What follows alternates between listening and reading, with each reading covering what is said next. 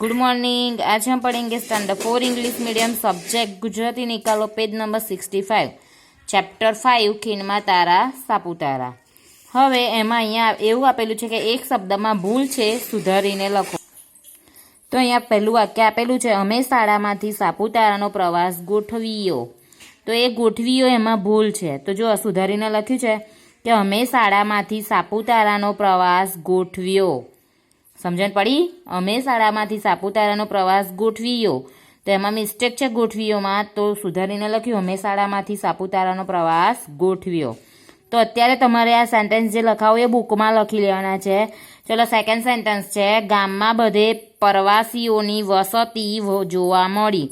તો બે શબ્દમાં ભૂલ છે, પ્રવાસીઓ, પરવાસીઓ છે એની જગ્યાએ પ્રવાસીઓ લખવાનું, અને વસતી તો વસ્તી જોઈન્ટ આવશે। જો એ શબ્દ ગામમાં બધે પ્રવાસીઓની વસ્તી જોવા મળી। ચાલો લખી લો, અત્યારે તમારે બુકમાં લખી લેવાનું છે, લખી લો ગામમાં બધે પ્રવાસીઓની વસ્તી જોવા મળી। પ્રવાસીઓ અને વસ્તી બંને શબ્દમાં મિસ્ટેક છે, તો મેં સુધારીને સેન્ટેન્સ લખ્યું છે।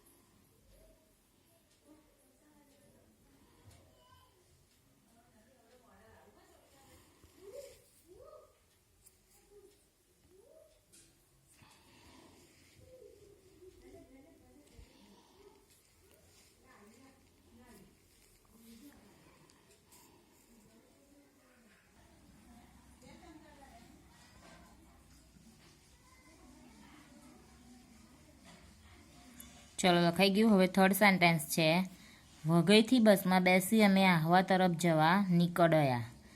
તો એમાં મિસ્ટેક શેમાં છે? નીકળ્યામાં। તો એમાં આવશે કે વઘઈથી બસમાં બેસી અમે આહવા તરફ જવા નીકળ્યા।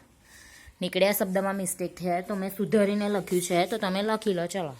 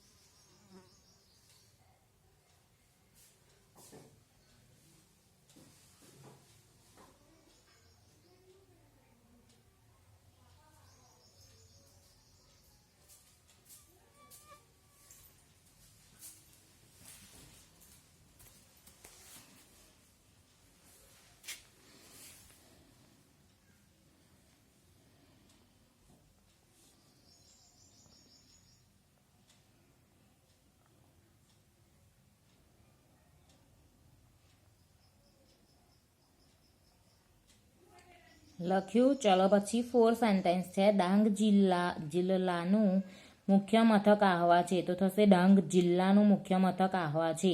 જિલ્લા એ લખ્યું છે એ મિસ્ટેક છે, તેને સુધારીને લખ્યું છે, લખી લો.